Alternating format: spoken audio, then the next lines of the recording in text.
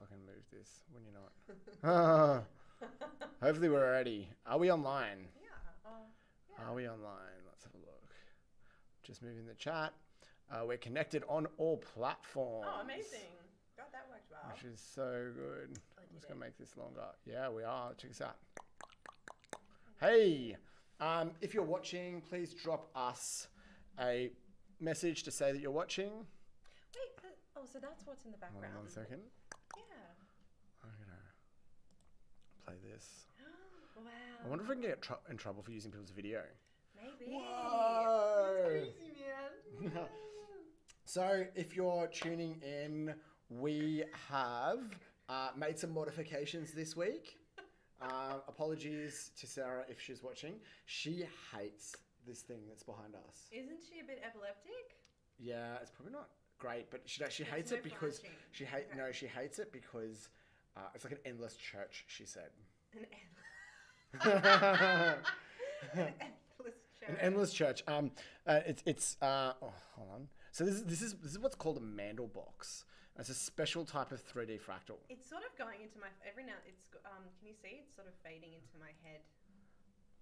It's fading in your head. Yeah, it must be a bit green. You need to put the what is it called? Green tone. What's that purple stuff? Purple shampoo, you know? Yeah, what's it called? How do you know about that? My little sister's a hairdresser. Oh, that's so cool. Sarah just got her hair done, and then she asked me, "What does my hair smell like? Does it smell like a hairdresser?" And I'm like, "It smells like 40 volt." She's like, "What's 40 volt?" It's the strength of peroxide. And I was like, "Oh, I see. This is my life." Yeah. So. Yes. Have we got anyone connected? They saw the endless church and they went. We've scared them. We've scared them off. You know what? I think let me check on my Twitch account. Maybe I can look that way. Yeah, fantastic. Let's see. I'll check my Facebook. Okay. We're here. Live. Cool. All right. We've got 0 viewers. That's cool. Not new for us. Really? Maybe we've been cancelled. Hey, Peter Rami, you got me meow. Oh, we got comments coming through. There we go. You've got me meow or meow. Yeah, unreal. Oh, there we go. That's us. Awesome.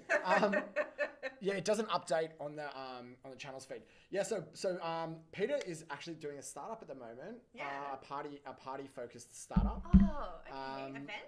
Events, basically ways to connect different people with parties, which is really cool. So say for example you're a DJ. And you're like, oh, I want to go and do some weddings. Yeah. Where would people go to find a centralized kind of database for like performers and entertainers and stuff like this? I'm going to try and tilt this down a little bit so that we're like in the middle. So we're very lucky. I'm going to see if I can post in the comments section what this looks like from the other side. So I'm going to take a photo. I'm glad that we both wore black this week. Yeah, so I'm just gonna do a photo from the other side. Okay, sure. Here we go. Welcome Smile for the camera, Lucy. Hey. There we go. I'm gonna show you in the comments what this looks like. Also, can you guys tell us if sound is okay? Oh, hold on. So today we have this fantastic green screen which we're using, and Peter Rami says partypete.com. You've even named it Party Pete. How cool! To hire DJs and photographers, makeup artists, balloon twisters, comedians, etc. You've thought of everything. Do you have a background in event entertainment, or I don't think I can sounds post a bit comments. quiet? Okay. We can actually turn up the gain on the microphone. The gain on the microphone. We can make the it gain. No gain. No. Okay. All right. Hey, great to see you both. Welcome back, 403 Era. So... You definitely have a computer background. Yeah. If there's stuff you want us to put in the background, we're doing green screen this week, so please let us know. And I meant like this person's definitely a hacker. Rob Wilson, we're stuck in the 3D dimension now. So, I think it's very distracting, isn't it? I'm going to pause it for a sec. I'm not distracted at all. I'm going to pause. So you're going to... Oh, is it... I'm going to pause. There we go. Is it just too distracting for you guys? I thought it was sick. We were looking at some things. I've been playing around making mandel boxes recently. What's a mandel box? It's the thing behind us. So this is a 3-dimensional fractal that involves taking circles and squares, folding them in on each other infinitely. And if you arrange the circles and the squares just right, it creates the image that we've seen behind us. Now, this is actually my head's kind of it's fading away. I was dissolving into the fractal. All the acids finally melted my brain into the fractal. So basically, this is actually a type of fractal that's similar to what's called a Mandelbrot fractal. And a Mandelbrot fractal is a map of all fractals. A Mandelbrot fractal. Mandelbrot. Mandelbrot. Yeah, Mandelbrot. Mandelbrot. Brot, B-R-O-T. It was discovered by a guy named Benoit B. Mandelbrot. Okay. And what's the meaning? Is there a Latin meaning or something? No, it's his name. Benoit B. Mandelbrot. No one knows what the B in his name stands for. Somebody said that it stands for Benoit B. Mandelbrot. So his name would be infinitely recursive. So it's infinitely folding in on itself. He would be fantastic. His own fractal. Anyway, basically you make a map of all fractals, and this is a three-dimensional map of all fractals behind us, and it basically looks at where these things called limits are. So it says, does the fractal tend towards negative infinity, positive infinity, or if it's bound? And if it's bound, it puts a pixel in. If it doesn't exist, if it goes negative or positive, there's a gap, so it's clear behind us. Wow, guys selling Mandelbrots, one please. So there'd be no colour, there'd be no matter. Should it be negative? But it's just positive? a map. It's just a map. A map. The map itself is a fractal, and that's what's the most interesting. Oh wow! Do you think if we zoomed down into atoms and molecules, it would look something like what's behind us? I hope so. It's actually this whole thing is kind of interesting because it's maths talk, but it's talking about continuous functions. So when I studied calculus, we had to learn about continuous functions. Yeah. The reason for this is that things like heartbeats aren't discrete, right? You can't just say you can't map them as anything other than a continuous wave. So if you wanted to do things like find out how often someone's heartbeat, or it's pretty bad, the volume of continuous functions, you use calculus. I'm like, what is calculus used for? Lots of stuff, and it's really fascinating. And I failed maths 5 times, so maybe I shouldn't be the one to explain. Look, I think that calculus sounds really hard, and I think if you made an attempt at it, you probably have far more knowledge than anyone else who hasn't studied it. Or half the people on my feed who are going to tell me how that's about true. my explanation. Bring the nerds. Yeah, that's it. Signal if you're stuck in the fractal and need me to call the FIRABGRIGADE. Do you have enough water? What does Britney say if she needs rescuing? Britney Spears. Yeah. Or did you watch this? The documentary. The Save Britney movement. I know about the movement. I didn't watch the documentary. Okay, so with the movement, I think it was you telling me. No. She signals if your dad is trying to take your money, your life. Wear a yellow shirt. Oh. And she would come in the next day on Instagram wearing a yellow shirt. Oh. And they'll blink 5 times if you need to be rescued. Hi, Beck. Uncle Meow. Yeah. From Kaya. So it's another week has gone by. Generally, during this podcast, we talk about technology. Yeah. Have we seen anything interesting happen in technology this week? I follow the New Scientist updates. I don't want to pay for the subscription, so I can only ever read the first 2 paragraphs of the scientific update. Oh, Vantasian? Yeah. Britney's on amphetamines. That's a cool name, likely. Vantasian. A financial and psychology prison for Britney. Yes, I know for Britney. Leave her alone, but also save her. Yeah. What were we talking about? What did I just New say? Scientists. So I saw that they're recently they've had some success restoring sight to a blind person using what's the cable? Let me just know what the name of the cable is. So on this note, hi Van. Van's my friend from high school. We caught up last week after 8 to 15 years of not keeping in contact. So hey Van. On the note of So using because and it's through using light in the brain, and what they're doing requires implanting in the brain a fiber optic cable. Yeah. So we're starting to restore sight to this blind person, and it's called optogenetics. However, I just thought it was really funny that this whole use of a fiber optic cable, and I just feel like we're machines. The fact that we can turn sight on by plugging in a cable to our brains, that's just so funny. Okay, I think so too. Optogenetics is super interesting. I'm going to see if I can play some fun. Let me just... I'm just skimming through for a quick little visuals of. There's a specific video of a rat that I want to show. Okay, so optogenetics. What do we mean by this? Right, opto meaning light and genetics. So it's basically what we do is we use light to activate genes. I'm gonna see. Gosh, you already know about this. We're gonna. Cool. Oh yeah. You must have the new scientist subscription package. I'm gonna see. Okay, we're on nature videos. We're gonna let this run. Okay, in the background, move to the side. This is a mouse, and watch. When we push the switch on the lights, it runs in circles. Do you see that?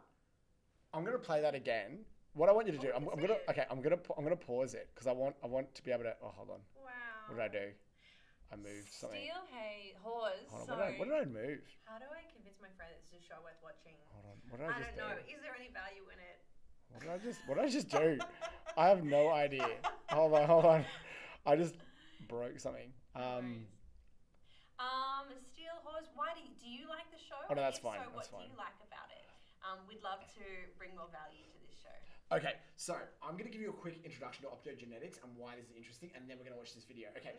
Optogenetics is basically where we get the DNA and we put light-sensitive proteins in the brain. We genetically engineer them in. So you have to put it in the DNA first. Then when it does, we can shine light on it. We can switch the gene on or off according to the light. Do our normal brains use light? Is that how it works? Oh, so just in this instance. Engineered. Yeah, so we created optogenetics. Oh my God. There are some things like plants respond to light, right? Yeah. And there's bacteria that respond to light. So we found all these different genes that basically interact with light, and we stuck them all into bacteria and now mice, right? Wow. So what we can do is we can, in real time, we can either read or write, much like with the brain-computer interface. With Elon Musk, we can send electrical signals and we can receive them back, so we can read and write to the brain. With optogenetics, we can use light to control the cells. It's like a different form of BCI. Now, DARPA, who we speak about a lot, are super interested. Pretty much all the research in the world in optogenetics, especially with brains, funded by DARPA. Now, this mouse, they got it so when they switch the light on inside the brain, it turns left. Wow. We're gonna watch this. We're gonna watch it again. Okay, here we go. Could we steer humans with these lights? Let's go. Okay, let's go play. Let's go back. Okay, let's go watch. Yes. So now this is it without it's just doing its thing. Now someone's gonna hit a button. Boom. Turn left. Oh my God. And the mouse just runs in circles. Oh my God. How hectic is that, right? Okay. Seriously, if you have kids, as if you wouldn't, put one of these switches inside for do the dishes. Oh my God. Right? Let me pause you just for a second there. 403 Error, the show is awesome. Is it possible to subscribe on Twitch? I joined just so I could. Awesome. Is it possible? I don't think we're affiliates yet. So look, all we need is another 20 subscribers, followers, and then I think we can add subscribers. We would really love it if you could subscribe, because that means we get a tiny amount of money which we can actually use to upgrade the studio and do stuff like this. Who is 403 Error, by the way? I don't know. Do you know? I don't know. I don't know anyone from Facebook what their username is. Amazing. Chores on the dance floor. Chores on the dance floor. Yeah. And introduce prices on the show, but really crap prices that are overhyped. Like what Disney Channel did in the 90s before 7 on VHS. Whoever draws you guys. Oh, the best! If you draw us, we'll feature it in our banners, in all of our marketing. Sure. That would be amazing. And it's a fun and quick way to highlight the science week with an Aussie duo. Ooh, hi ladies and gents. Stephen, welcome. Can hardly hear you two on Facebook, or is it just me? Okay, we've got a new sound setup today. So we've got this one. Now I'm just going to double check the sound settings in. Okay, we can't turn this up anymore, I don't think. And everything else should be turned off. Let's switch this off. Is that better? I think I'm going to try this. 403 is Tom Jury. Tom, hey. We love you. Awesome. Yeah. Okay, we shall be in touch with you. If you want to, if you're watching us on Facebook. Okay, sound not great. Okay. Move a little closer. We can move a little closer. Okay. We've got this USB connected mouse in the background. Do we want to talk more about optogenetics? Do you guys want to hear more about optogenetics? No, Lucy. I want Land Before Time 7 on VHS. When I was 6, another girl was boasting that she had it. Land Before Time 7. So Land Before Time 1 came out while I was in primary school. No. Yeah, and I loved it. I absolutely loved Land Before Time. Look what's happening. We have some cool stuff going on behind us. Amazing. Okay, so do you know what this species of fly is called Drosophila? If we turn up your master, it should be okay. I can't hear a fan. Can we turn up our master? The master is full. The master is full. It is. The master. There might be another way. I might be able. So there's multiple places in here that we can increase the volume of the mic. So sound mixer. Where are you? Hold on. Yep. I was gonna say. Yeah. Guys, just so you know, this is a regular part of our program as we do tech setup. If you're expecting any different. Open sound settings. Let's have a look. Okay. Master volume. Is that? Hold on. Oh, here we go. Troubleshoot. Test your microphone. So low. Device properties. Yeah, here we go. Okay. Microphone. Okay. Volume. Okay, let's try this. Start the test. Oh no. Are we going to start the test? We're going to start the test. Why not? Hello. Welcome. Let's see if that fixes it. Yeah. That's much better. Much better. Okay. Let's see. No, stuff them. Is that okay? Stuff them. Bam! Opening up the settings in Windows. Much That's better. all we had That's to do. Loud. Sorry. You know that this has been a problem for like 5 months? Which problem? The microphone being too low, and all I had to do, open it up. That's so true. Okay. So this is something interesting. So this is there was a move by Microsoft and GitHub recently. Yeah. DNA. Okay, let's pause. I'm just gonna pause this quickly because I want to go back and I want to say why this is wrong. Okay, why it's wrong. Why the DNA helix is wrong. Thoughts about the DNA helix. Definitely. Okay, so I'm gonna go back. Okay, so the terms. Yeah. So basically there was a big move. To stop using the terms master and slave. Stop using the terms master and slave in computing because they said it's racist because of masters like slavery in America. And there's a big push by it. And I'm a bit of two minds about it because I think we need to be like very culturally aware when we're building technology. But I also think at the same time it's very American centric to basically think the whole world has to obey their culture. Because it's prescriptive. It's saying you can't use these terms because we did bad things in our country, right? And the term master and slave in America has very, very specific things, right? But in Australia, we have our own cultural sensitivities, and so it's a bit interesting. Like I think we have to be like mindful and sensitive, but also at the same time, like things in Australia that we do locally, we have things like stolen generation and sorry, and I doubt America would be sensitive about our racial issues in Australia, but the rest of the world is expected to kind of respect America's own racial problems. So there's different terms like parent and child and things like that. I like the raison. Your one is so dom and sub instead of master. Dom and sub. Yes, this is exactly right. Because it explains. And the thing is that master and slave can be used in different contexts than Americans generally do it. And I think that it explains the relationship between the technology very well. Yeah. Even if we don't like it as Nature me. I think a master and slave for computers is fine. Yeah. Yeah. Nature me. Now, let's have a look. Right. Okay, what is wrong with this helix we've got here? Okay, me having zero knowledge about helixes except for the depictions I see like this in movies. Yeah. Shouldn't there be more to it? Yeah, there should be, and it's also the wrong shape. So one thing, when we're looking at double helix, what are the things that we're going to look for? Okay, when we're checking whether it's right or not. Now, nature should get this better. Number one. Nature's really prestigious, right? And they've got a clearly incorrect DNA helix here. They're great at science, not good at graphic design. Terrible. Okay. Generally it's researchers that actually vie for the title. They get to design their own cover, and they're like, oh, I got my front cover. I have friends that have got their own artwork on the front cover of Nature. This scientist failed for these reasons. Nature meth. Hold on. Yeah. Nature meth. The funnest crystals in science. Okay, now, what's right about it? Okay, it's a right-handed helix. Do you see what I mean? So a helix can be left-handed or right-handed. Okay. As you curl your hand around, you'll be able to see if it's your left hand or your right hand. So this one is right-handed. I don't know if we're mirrored differently, but that's a right-handed helix. Now, our DNA helix is also right-handed. Okay. But do you notice it's a symmetrical helix? The helix is like a ladder that's been twisted. Ours is not. Okay. Ours is actually off-center. Oh. So it's like a triple helix with one of the strands removed, and this means we can bring up a picture of what an actual DNA double helix looks like. Let's have a look. Let's have a look. Boom. Okay. Let's bring this up big. View image. Okay, now let's go back. Okay. Yeah. So do you notice that it looks like there's 3 strands with 1 missing? Can you see that? It's like 3 strands. So the 3rd strand would go through here. Yeah? Ooh, okay. This is very important. The handedness. If you made a left-handed DNA helix, it would not be able to interact with any other form of life. Oh. Okay. Why is this interesting? Yeah. If I want to make GMOs that don't interact with the environment, I could actually make left-handed helix. There's actually a pro to that. Wow.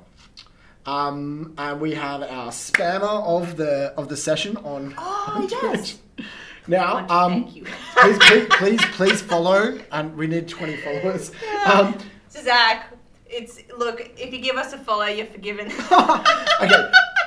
So let's have a look. So we've got a right-handed helix. The other thing as well, it's symmetrical, and we've got one more thing as well with this as well is that one complete turn of the helix is 10 bases if it's accurate. So can you count them for me? Oh, okay.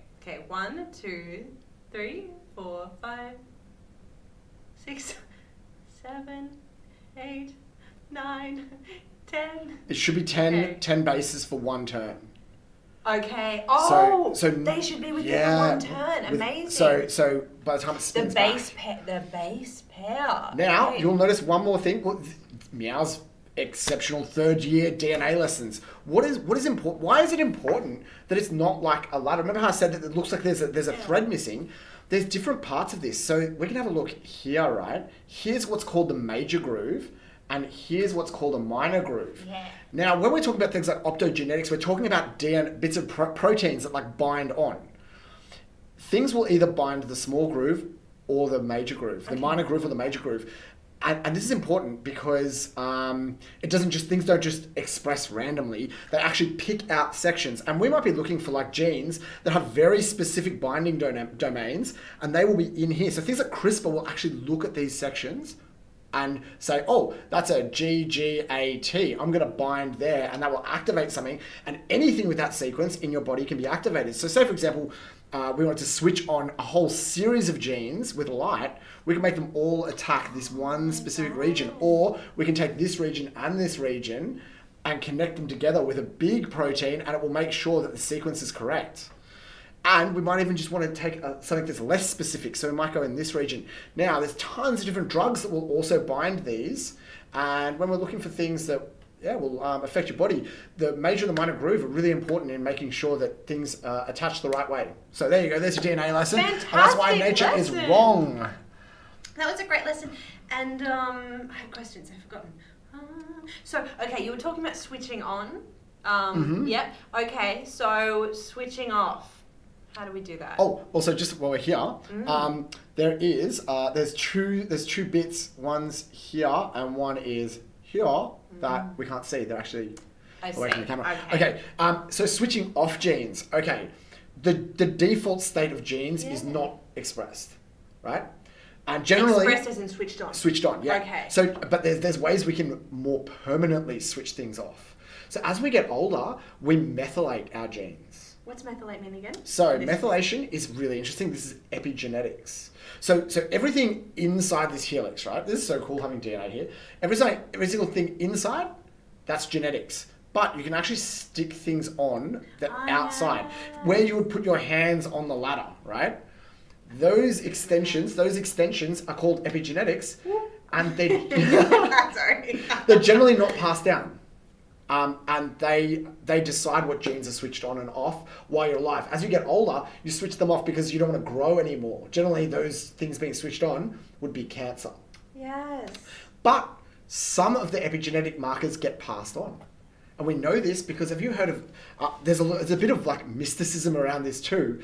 We found out that people who were descendants of the Great Depression put on more weight, put on more obesity, and there was no way we could explain it. Intergenerational trauma. Intergenerational trauma, and this is real. It has a genetic basis. I believe I have intergenerational trauma from my Polish side. So my great granddad, my grand uncle, they fought in the Poland, the war against the Nazis. They were in prison camps, in internment camps. My grandpa was in Auschwitz and Dachau. Oh, wow. Not Jewish, just Polish. Yeah. Well, this wasn't German. And so, sorry. So he grew up, starving and working in these in prison camps, like very young, and sort of and lots of violence and dying around him all the time. And my grandma was, she was a bit younger, but she was hiding in bunkers as the bombing went on. So I believe I have health issues today from the trauma that went on, and I really believe that it's been expressed through my DNA, and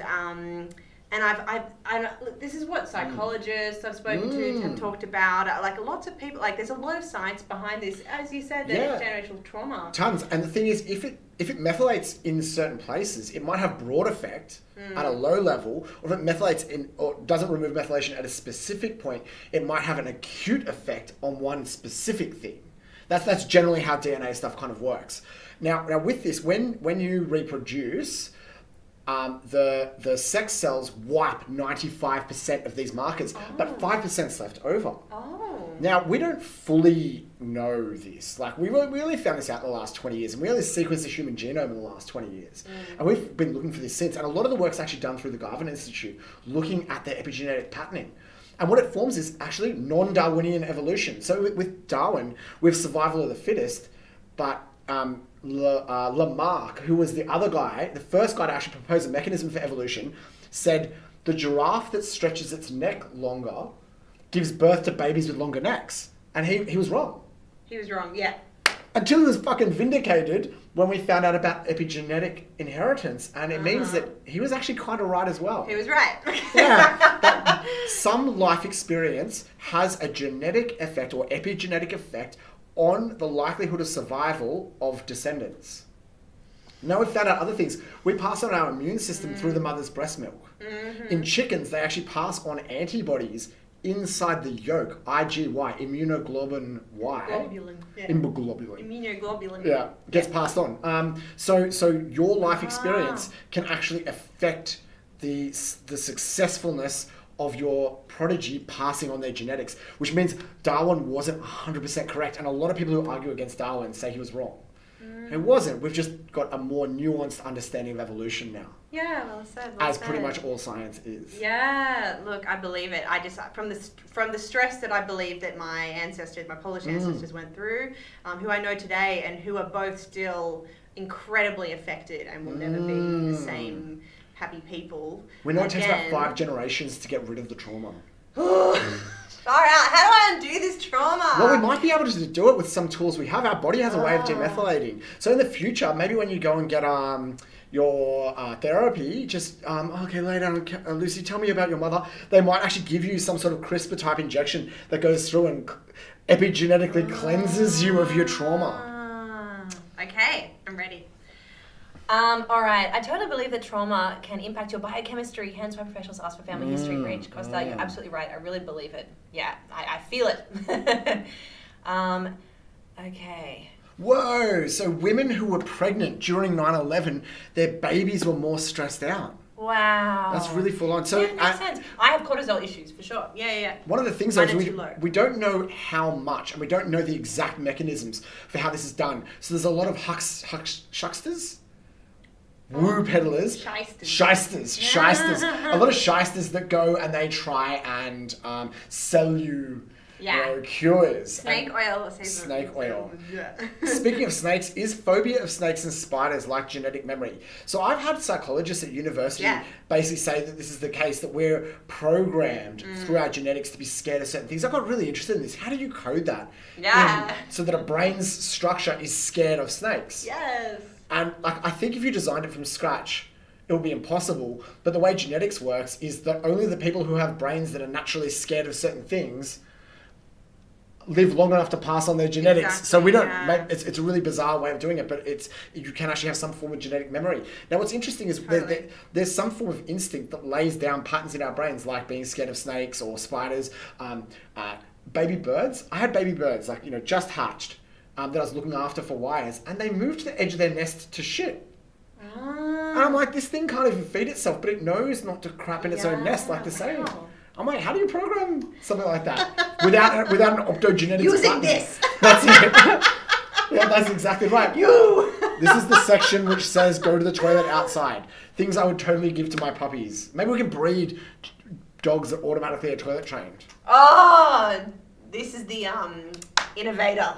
Now, speaking of memory, there's actually some other crazy things. Ooh. There was an experiment done with an animal. Yes, Emily, let's get that gene therapy. Yes, please. So there's a lot of theories about how memory runs. There was an experiment they did with snails. I'm going to bring up some snails in the background because we've got to fully appreciate. I love this background so much. Can you do snail footage? Snail memory experiment. I'm going to see if we can bring it up. Okay. Let's have a look. Okay, here we go. These are the actual snails in question. Okay, so what's happening there? Pretty. Okay, so what they did was they basically they got this guy, snail torturer. Have you seen this video? No, I know about the experiment though. Oh, okay. What they did was they exposed snails to an electric shock. Sea cucumbers, I think they were. Yeah. And then they took blood out of one snail and they put it into the other snail. They extracted out the mRNA and they put it in the other snail, and that snail got scared of the stimulus that produced the electric shock. Wow, amazing. Wow, it's in our blood. Pre-toilet trained pets, yes. Anyway, so we might be able to take the mRNA from a toilet trained dog and then give it to another one, because there might be some mRNA basis to memory. Now we know we can teach the immune system a memory by giving it the COVIDs. Mm-hmm. Yeah, the COVIDs. Yep. So what other types of memory might we be able to give to our body? We might be able to download Matrix style instead of having Elon Musk's Neuralink. Yeah. We can just we can program what food to eat, but we could maybe quit nicotine addictions. Hypnotherapy, mRNA addition. Hypnotherapy. Yeah. So what else are we talking? Fears. Getting rid of phobias, yeah, I reckon. Yeah. I reckon you might be able to do it. Yeah. Well, we can definitely instill fear. Because we can instill fears. Maybe we could instill lots of other fears. Maybe you can choose to be scared of dying alone or something, so you commit more. Oh, so you commit more. Or maybe you could take the fear of cancer from a smoker and put it inside your brain and make you scared of everything. I just thought of this cool narrative. So it's like doctors in the future, someone comes in, they're like, I want to get rid of my fear of commitment, and they're like, okay, I've got a concoction of different things here. I could give you the fear of never wanting to be alone, and they've got to create a recipe. Yeah. So someone comes in, they're like, I've got a fear of heights. So you're like, okay, well, I want to cure my fear of heights. So you're like, okay, I'm gonna make you really connected to the ground. You're gonna fall in love with the clouds. That'll be one I'll give you. I'll give you I don't know, high altitude. And maybe I could take a pirate who hates the land. Right? Land lubber mRNA. Suck it out.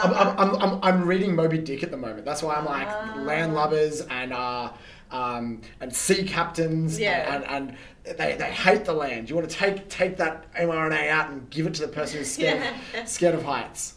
Because to remove the fear, you'd have to remove all the blood, sort of. No, well, with the sea cucumber, for example. Do you have to remove all the blood? Well, I don't know, because you said that we took blood from one. You just took a little bit and then put it in the other. Yeah. They had the fear. Yeah. So I don't know how we're going to remove all the fear. All the blood's going to go. Yeah, or maybe we just put more fears inside. What? So,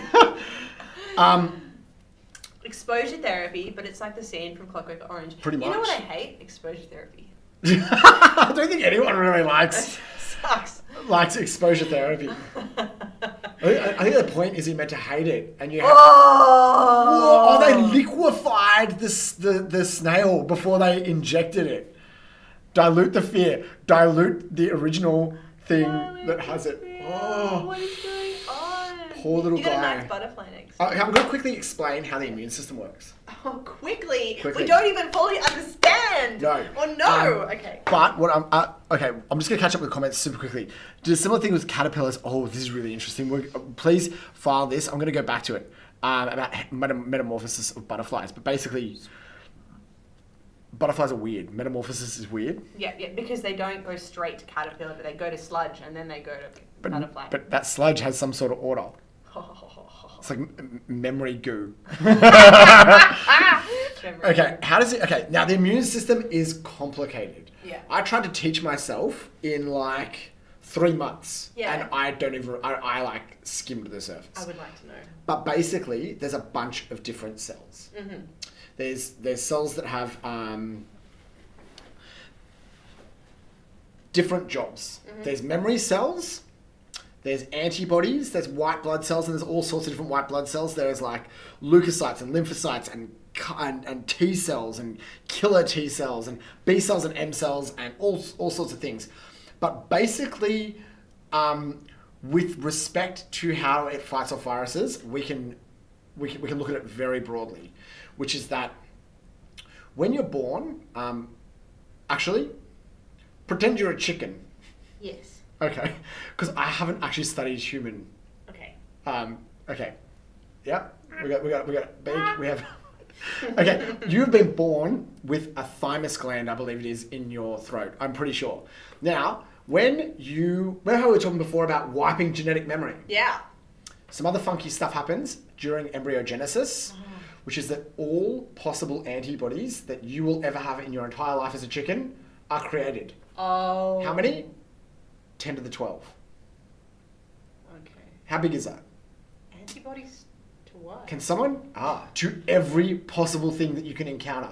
Okay. So basically, what does an antibody look like? Yeah, what does it look like? We always hear about them. What do they look like? I actually have a tattoo of one, but we're not going to do it. You have a tattoo of one. Of something that looks roughly like an antibody. Wow.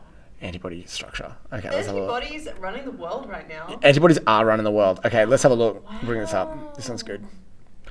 Okay. Okay. So we're going to talk briefly about what this looks like. Oh, fuck, this is a bit too big. Too big. Let's...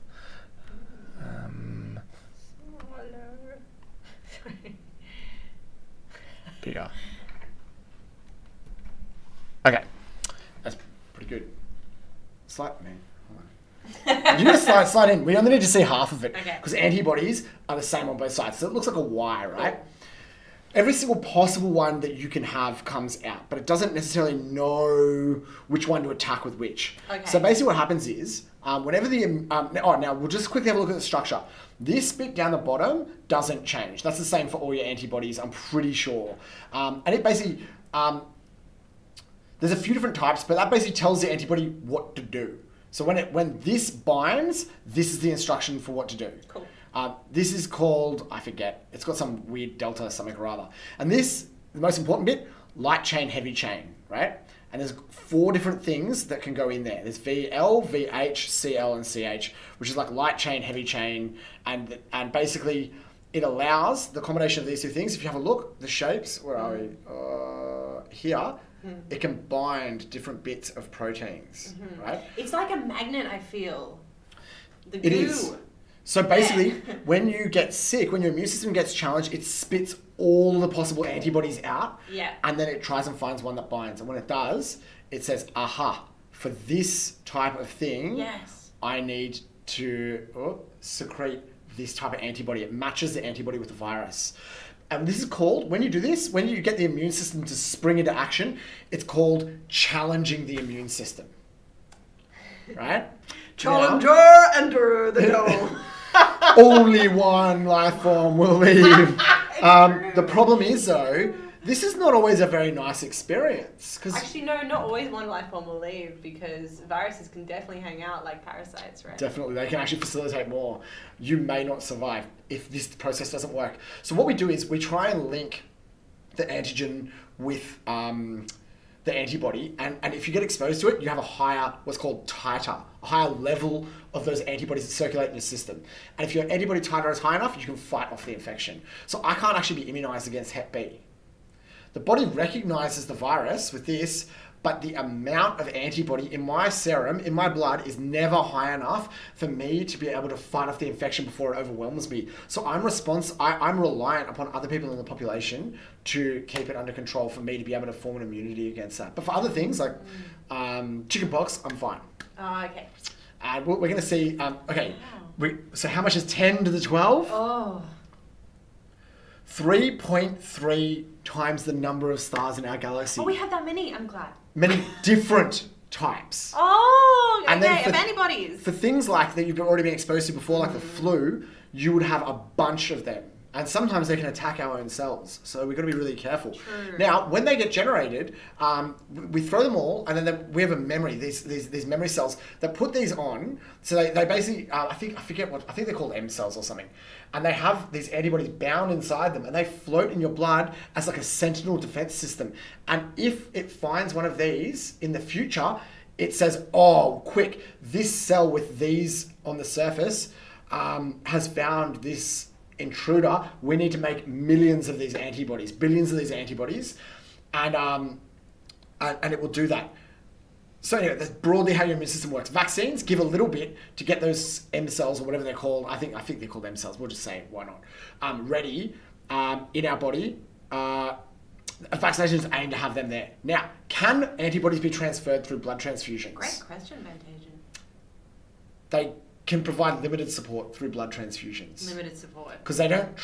I can take your antibodies and put it in my body, and they'll fight off the infection. But it hasn't told my body, my immune system, how to make the antibodies.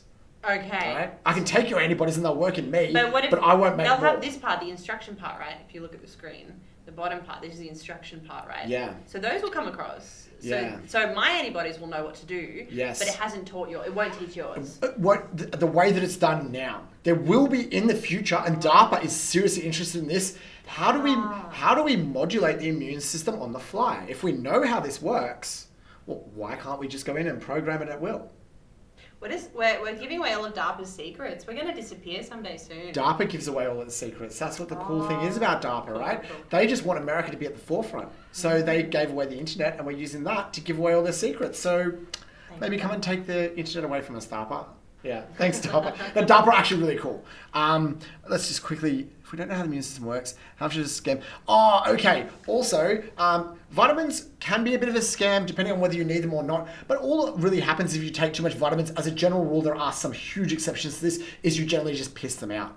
But they're actually a multivitamin.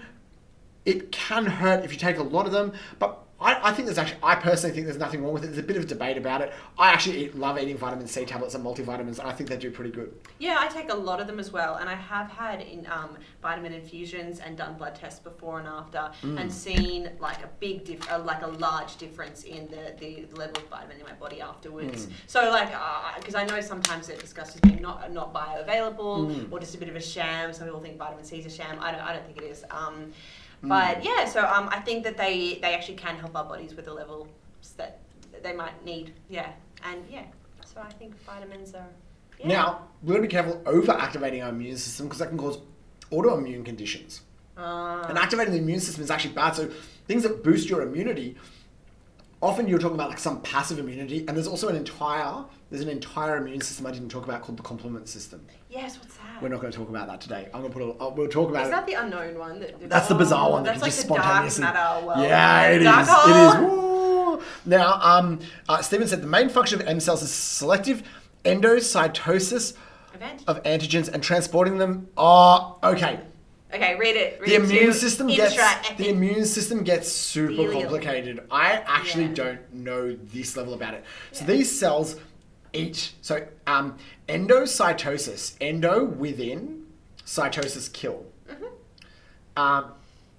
So basically take things from outside, eat them, and then we give them to macrophages. Macrophages are other things that eat. They're like killer cells, and lymphocytes. And lymphocytes produce antibodies. I'm pretty sure. I could be wrong. You're hitting like the absolute limit of my ability to do the immune system stuff. You're still doing great. We're trying.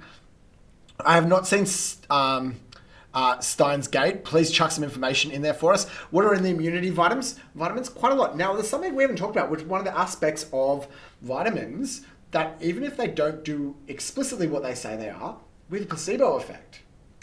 Yeah. So 17% or something like this of people who take them will feel better.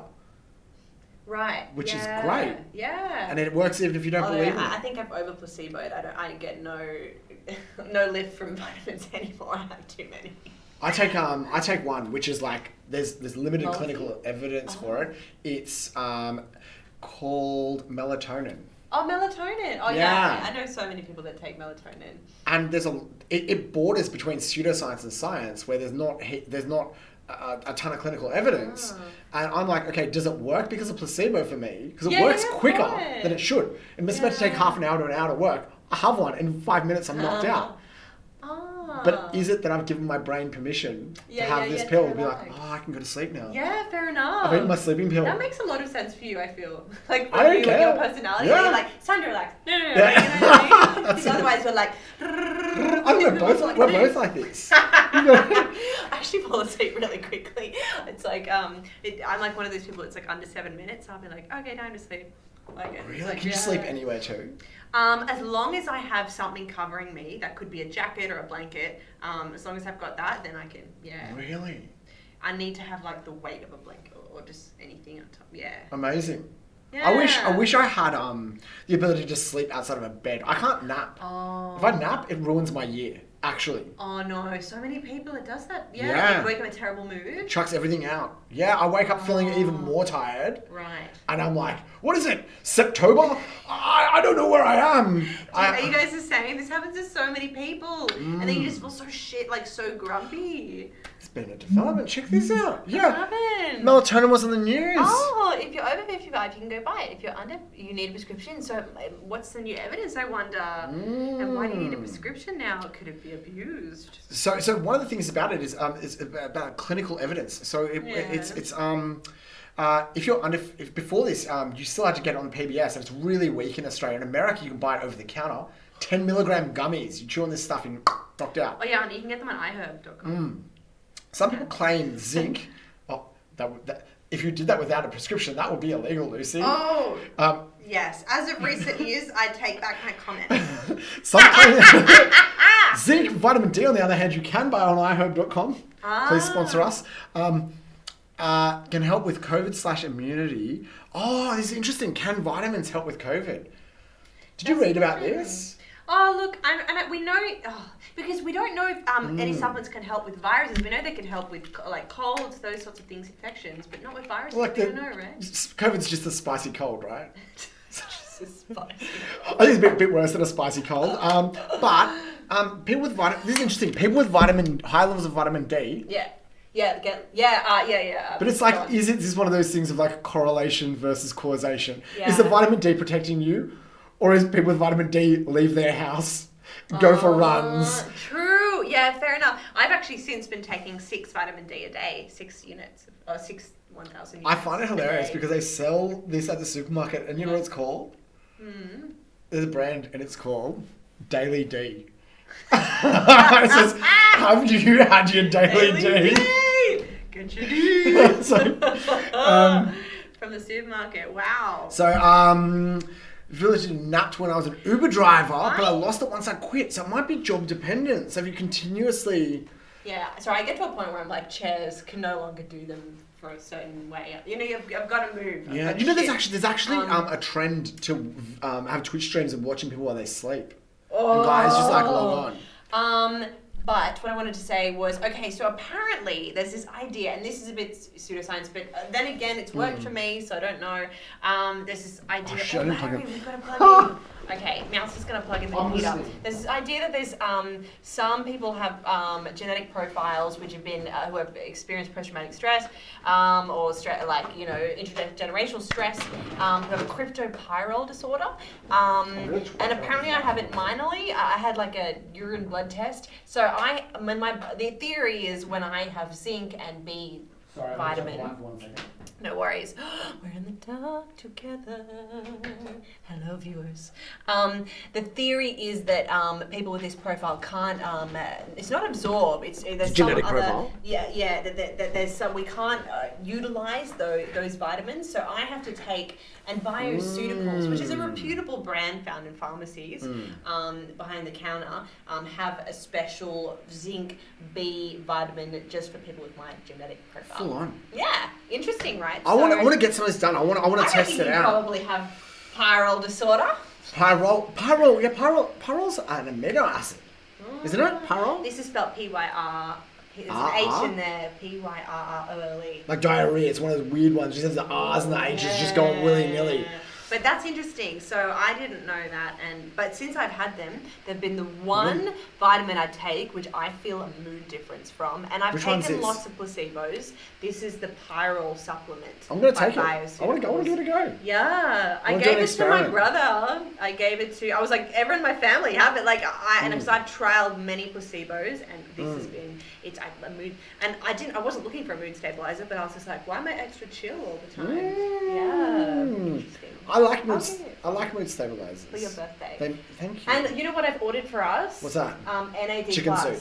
No way. Yeah, where'd you order it from? I did. From a compounding pharmacy in Byron Bay. Fantastic. Do you guys know what NAD+ is? Are we going to live forever? Sorry? Are we going to live forever? Yeah, we are. We need to kick Zizak. I know. But I don't know how. I haven't got... Time for Twitch mods. Thank you, Nathan. We don't have enough viewers to get Twitch mods. I think we need a super fan to get Twitch mods. Can we just make someone? Yeah, feel free. I think look, I'm sure we could probably. Can you make someone the real mod? Yeah, for sure. I know, because it's your Twitch. It's pretty funny, to be honest. But hold on. It's pretty funny. Yeah. I don't the standard we walk past is the standard we accept, Lucy. The standard we walk past? Yeah. What do you mean? If we accept the standard. Zizak should donate. Zizak. Also, if you're watching on Facebook, please jump over and watch us on Twitch and hit follow. Yeah. Because it's going to enable us to do some cool stuff. Oh, you know what? We're going to need to use the laptop because the phone app just can't. I can't do it. Can we promote someone? Oh. To being Ben, use your accounts. So cool.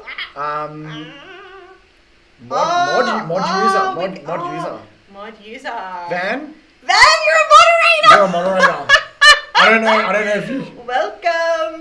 I would if you can link it. Okay. Can you put a link? What is the link?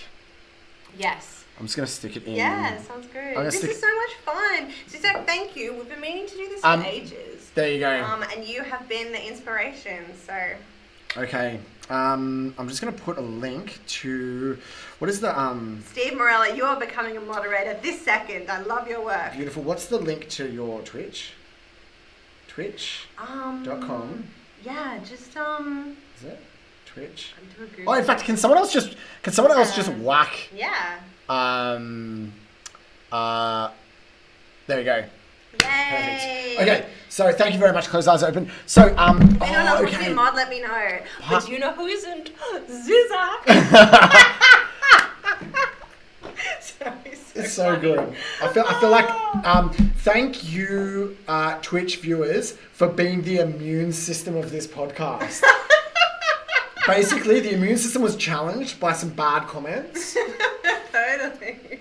We had it recognised by the I think they were M cells. I'm not sure. Yeah. They were the other users. They found a solution to the problem, which was the tail end of the antibody, and then Lucy was the immune system regulator. Crack into action, boom, and then took out the threat. Now, one of the ways that it often actually gets rid of the thing is it precipitates the thing out of the blood.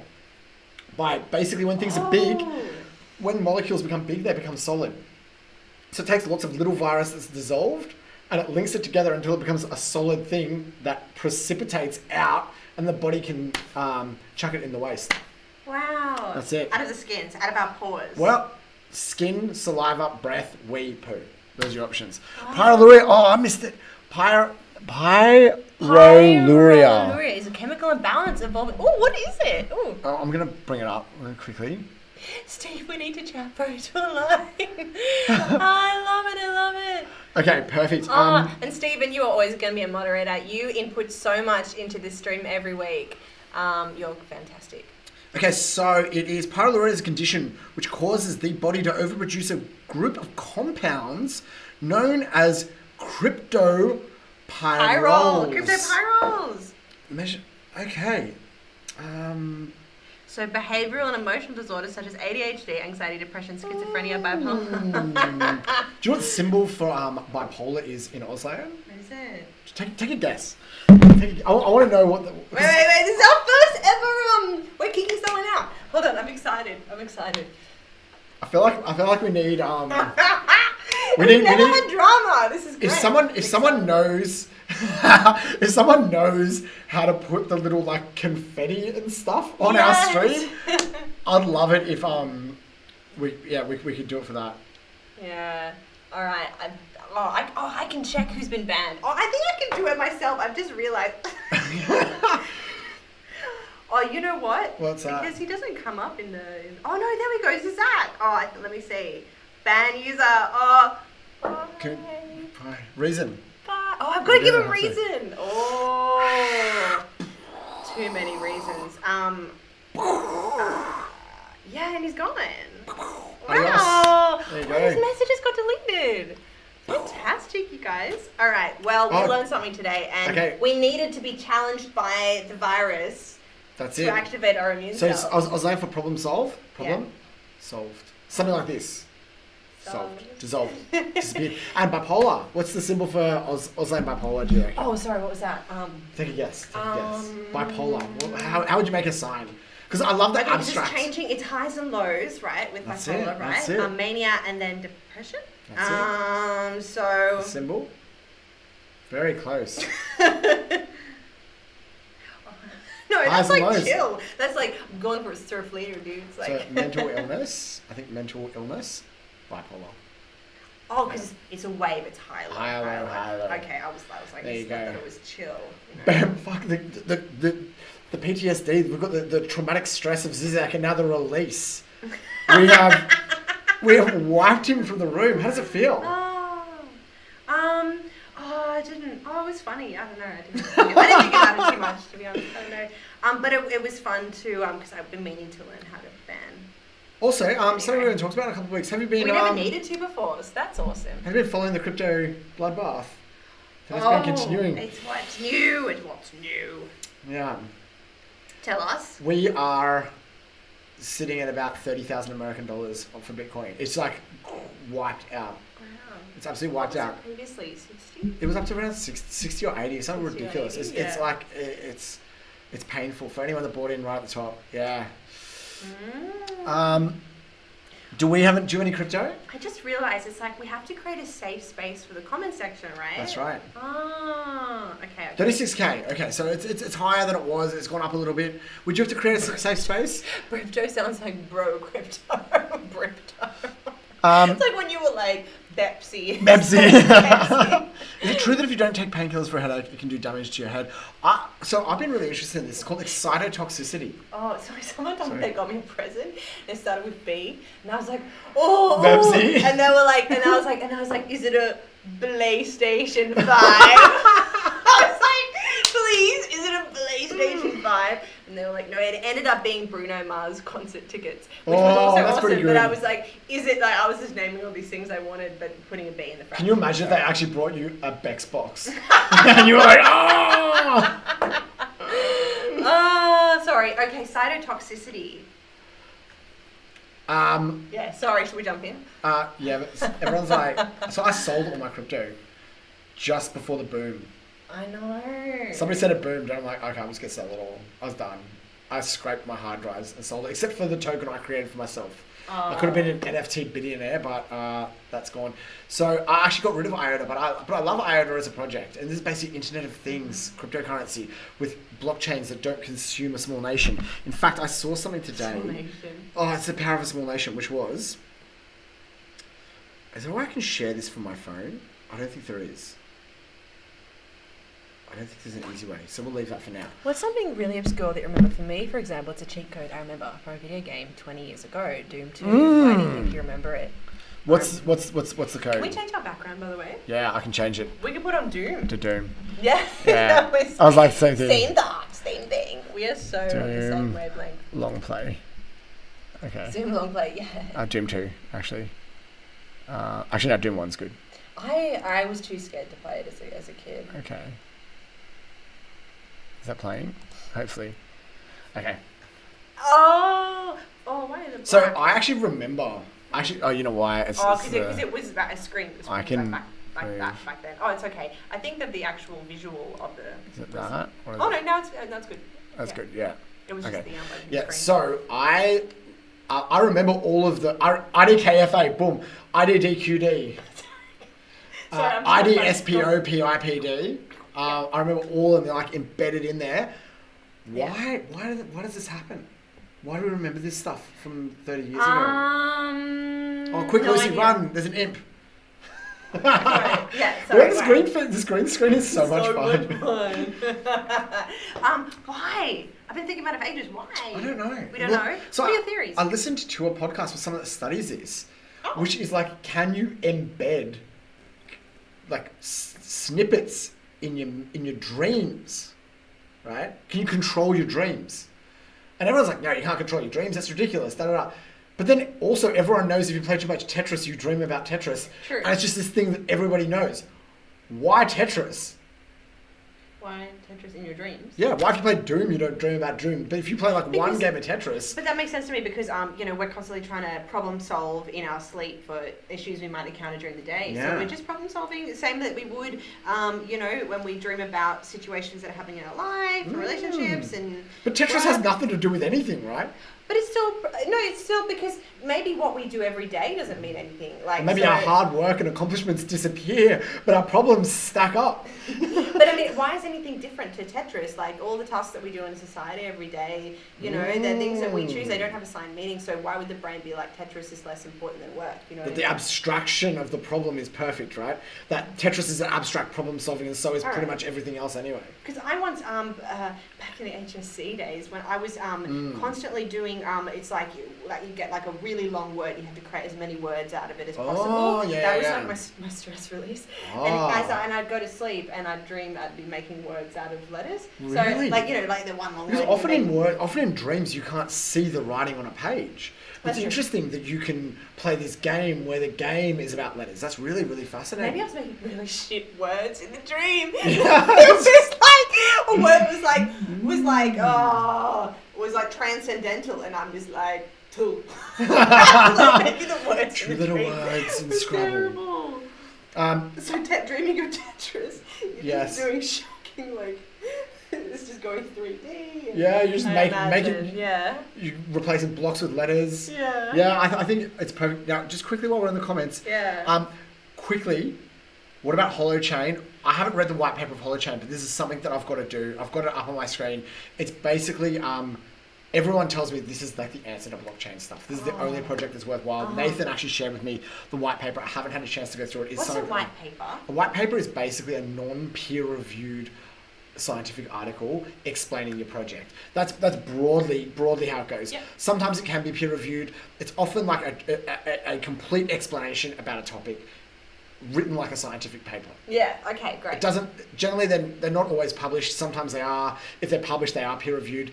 But generally they just explain something. So you could have a white paper of Doom and you could just explain how the game works. Have we had 100 comments yet, by the way? I think we have. Whoa! How do we clap in sign language? Whoa! Okay, genetic linking with dreams, not sure. Lucid dreaming, I think it's awesome. My card reader's playing Doom. So one of the great challenges in technology is to get everything to play Doom. And people have gotten crazy things to play Doom. Like what? Anything with a screen. If you want to drop any of the links in here or the names of it, I'll see if I can look it up. I think the most impressive one I saw was an oscilloscope. Docks and refinery. Let's just quickly. So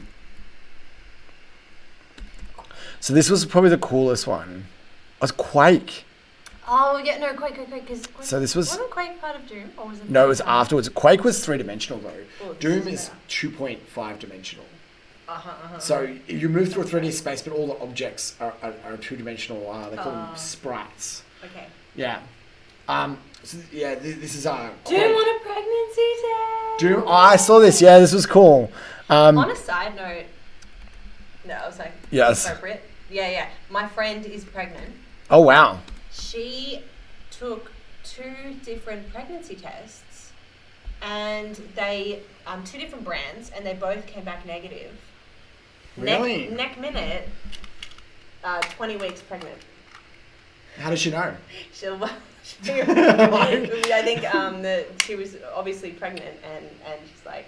Obviously all pregnant? The tests not obviously back, the tests. All the tests are coming back negative, and she is pregnant. Stealth baby. She finally had a test come up correct, but yeah, 2 different brands, both saying negative. Crazy.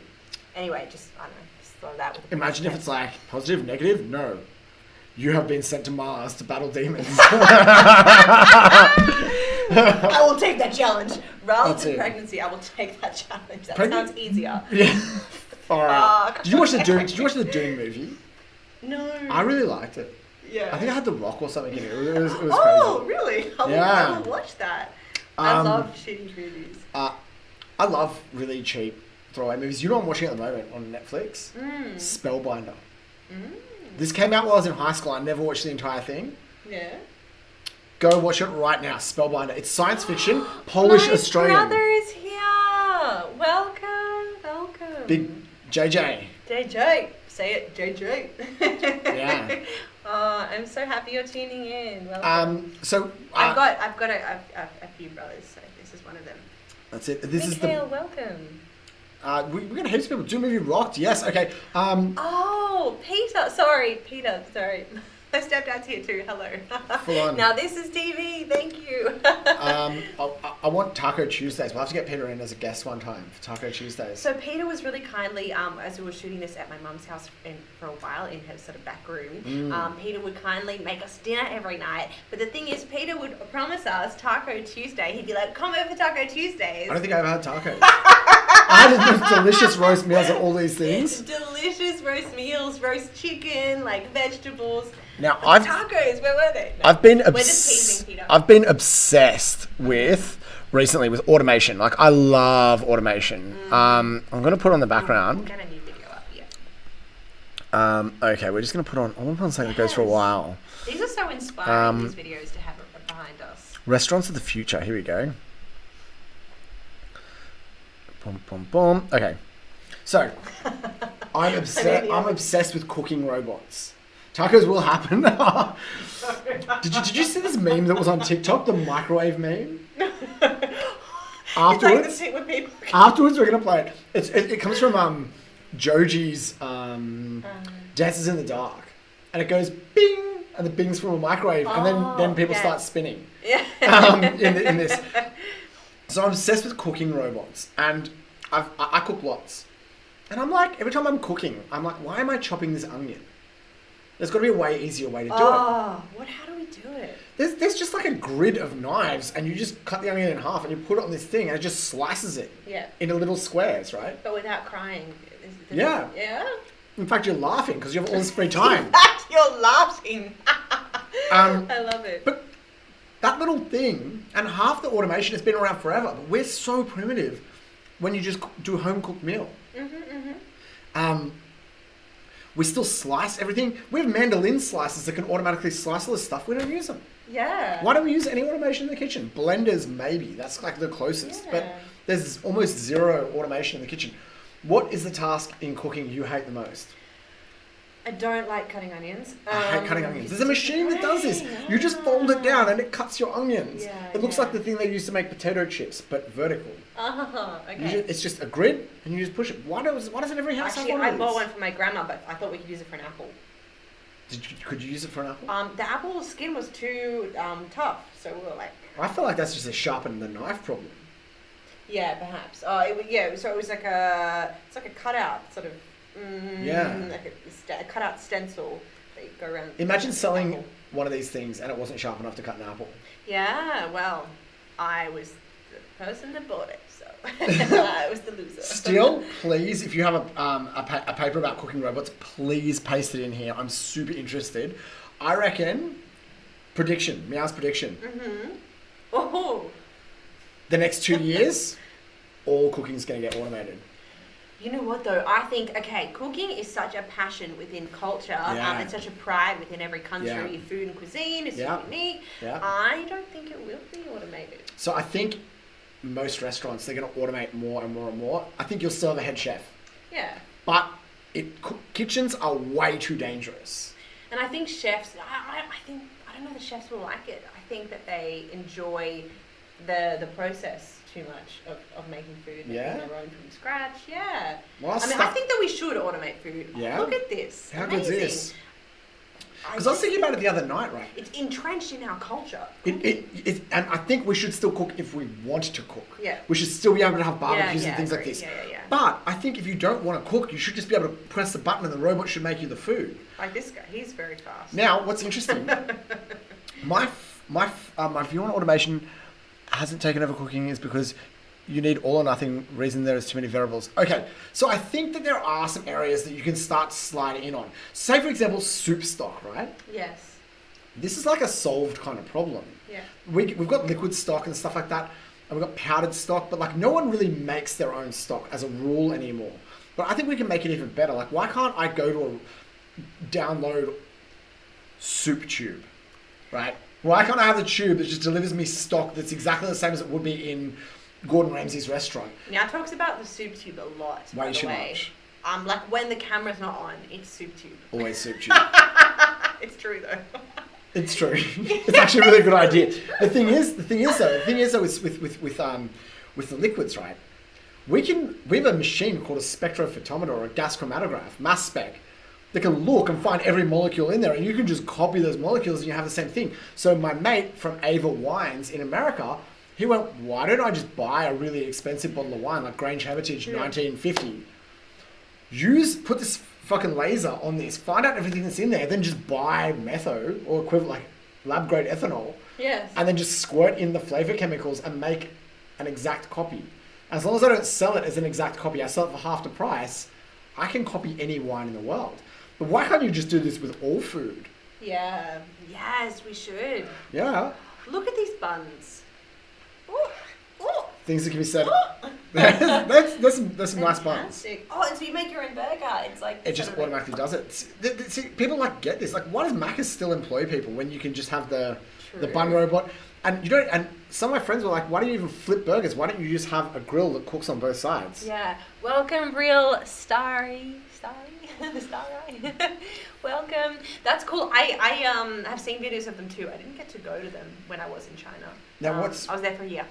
Oh, so you knew where they were? There's like popular restaurants? Yeah, they're actually less popular. Really, people. This is when like cooking's entrenched in culture. People prefer to go to the restaurants where they can. So in China, there's this tradition of sort of open kitchens where you can see what's going on. You can see because there's such an emphasis on freshness with the food. So they want it to be made and then delivered immediately. So Chinese people enjoy watching the chefs do their thing.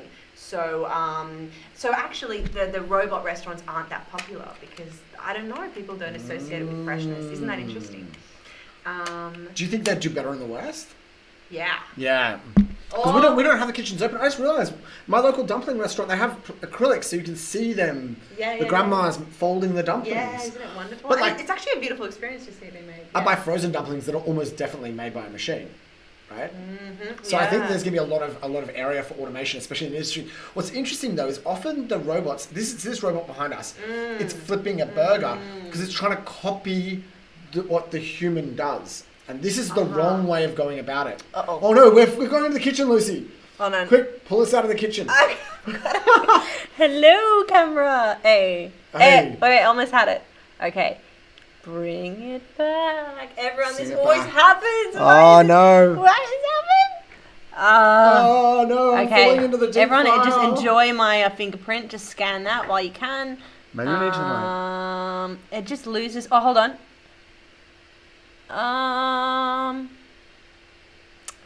It's not quite there. It's actually not too bad. No, I think we're fine. Yeah. This will work. Yeah, it's pretty good. Aha. Okay, so can we? You just keep talking. No, we'll just keep. It's more fun playing with it. You can manually change the camera zoom. Can you? Can you? That's not fun like this. You don't enjoy us? Go like. There we go. We're back. Okay. This is the best part of the show. Thank you, Nathan. Now, one of the problems with robots is they're always trying to copy what a human does. I don't think that's the right. Problem. Yeah. I think you need to do the job the best way a robot can do it, right? Yeah. Instead of flipping the burgers, Totally. You're right. maybe have flamethrowers that toast it or something, right? Yes. The problem is everyone thinks so anthropocentrically. Everyone's thinking like... Everyone's thinking to anthropocentrically. That's it, anthropocentrically, He right? spits out these words and I'm like... Because anthropo, like people, like we're thinking like, if I was going to cook a burger, how would I cook a burger? Oh, I need to cut the bun. Oh, I need to flip a burger. No. Maybe you need like cooked mince paste in a 3D printer and you squirt it out or something, right? Like that's the way of going about it. Yes. Patent pending. This entire show, you have to watch it, sign an NDA if you want to watch it. Employing humans have lower upfront costs, as far as I know, unless as so one of the coolest ways, prevalent. one of the coolest things I've seen with this, right, is when people get automated out of jobs, they then buy robots with all the money of their redundancy payment and use that to automate another industry, and they lease it to the person who has that industry. And it's a good way of taking a huge payout, turning it into payments to ensure long-term payment of the people who have been automated. Bless you. For a hiccup? I don't know. What do you say with a hiccup? This is making me so hungry. This is so great. I'm so It's amazing. It makes us so much more interesting. Does it? I think it does. The visual, it's great. It's non-stop. I like watching the Krispy Kreme donut machine. I like watching it too. Or normally. Have you seen it? I'm not a fan of them. Really? I like my cinnamon donut. Yeah, I like a cinnamon donut. Did you like the cinnamon donut machine? I don't remember. I used to watch it at Wendy's for ages. Cool? Can we just like? Yeah, let's do that. That sounds great. Or I like the ice cream. Okay, what I'm gonna do? Donut machine 10 hours. Donut machine 10 hours.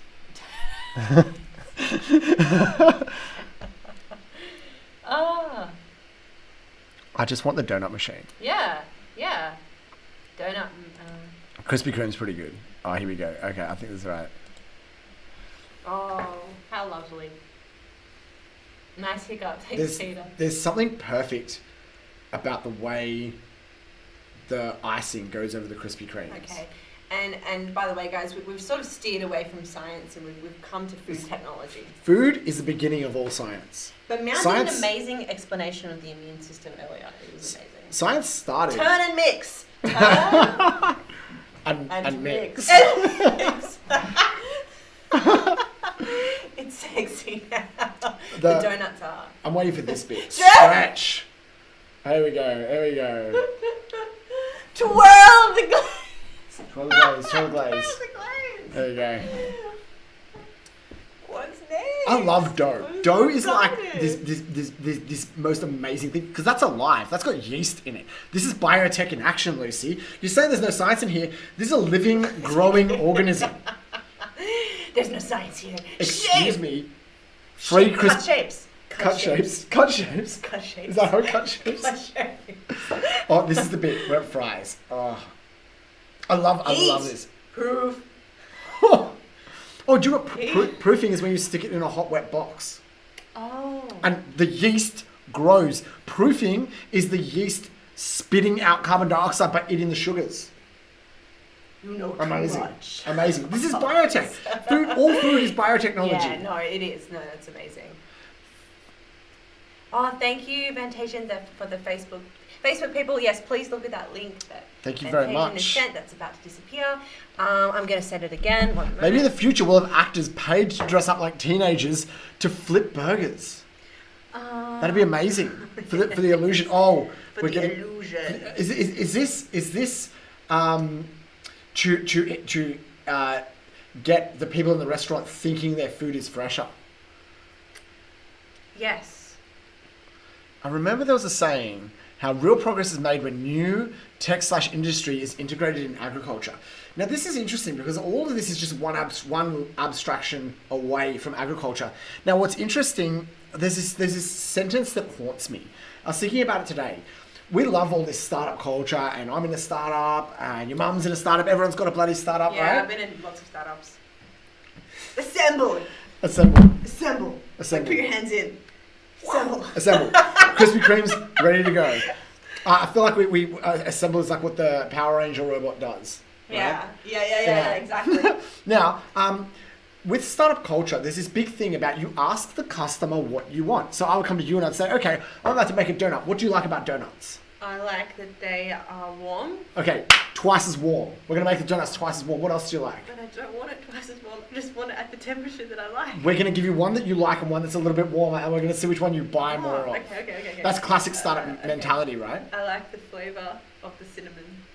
Double cinnamon, half cinnamon. We give it to you. We see which one you like best. Okay. That's how you approach things in a startup. And the chewiness, like how lovely is it with like a donut and it's like a little cloud. And you're like it's okay, we'll make donuts out of clouds. Okay, I'm in. Yeah. I'm so sold. The problem is though, this thinking is good to iterate towards products that people don't know they want. Mm-hmm. But sometimes, if you ask the people back in the late 1800s what they wanted, they would have said, "I want a faster horse and cart," but they wouldn't say they want a car. That's so true. That's one of the things that current startups miss is that sometimes I just love a new technology and I'm just going to be like, you know what? Maybe the people don't actually know what they want. That's blasphemy in startups, right?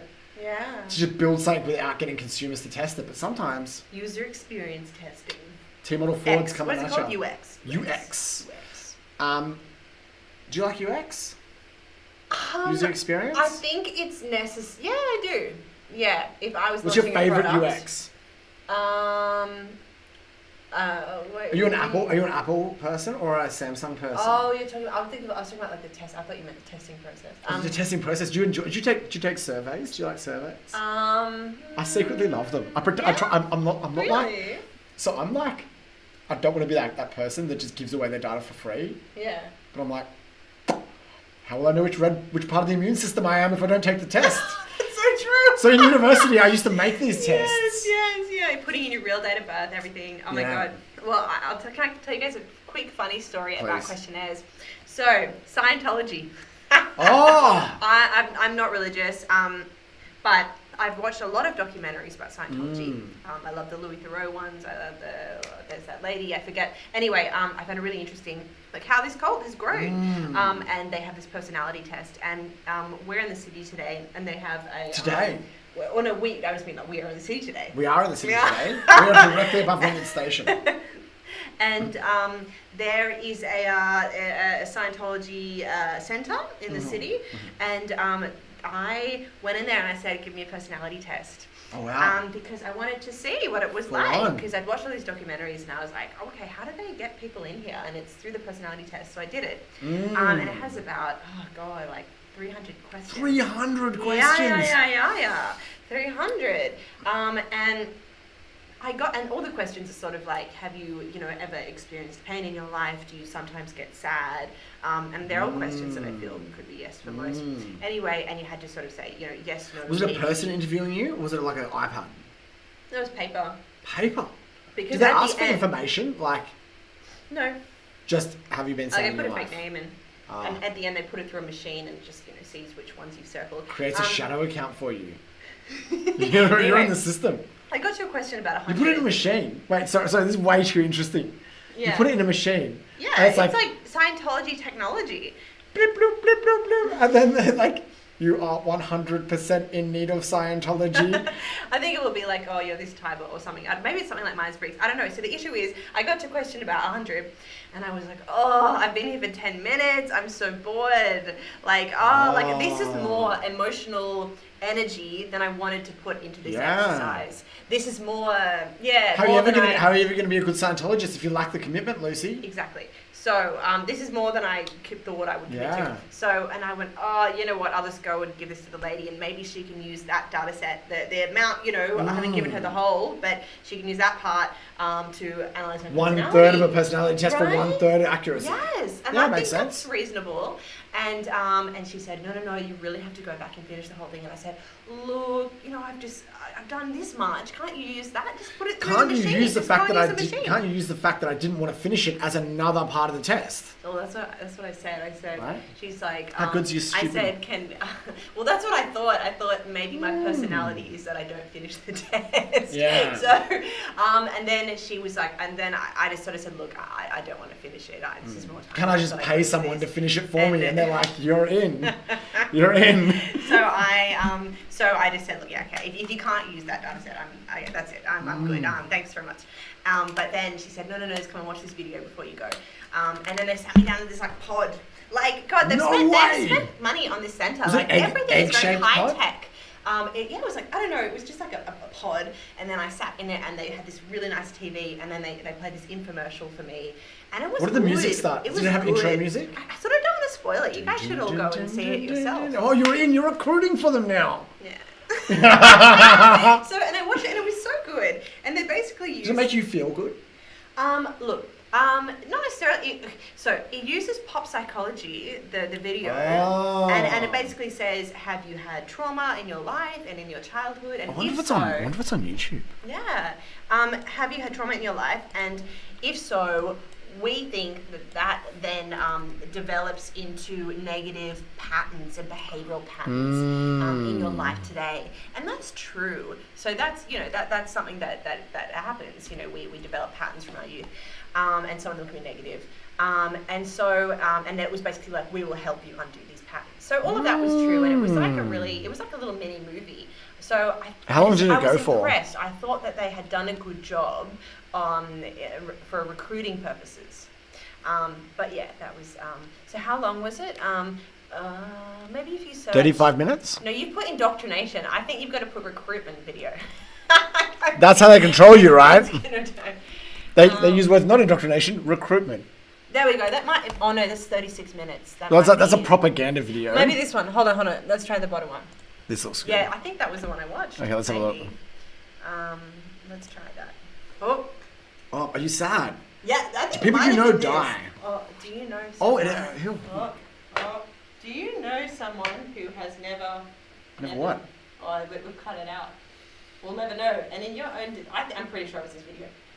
Day-to-day life.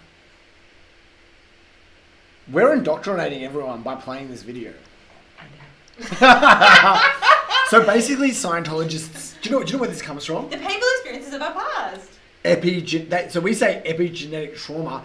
They say alien trauma. Operating themes. Yeah. Basically, there's some... You give your, like, mystical energy to some alien or something. All hell Xeno.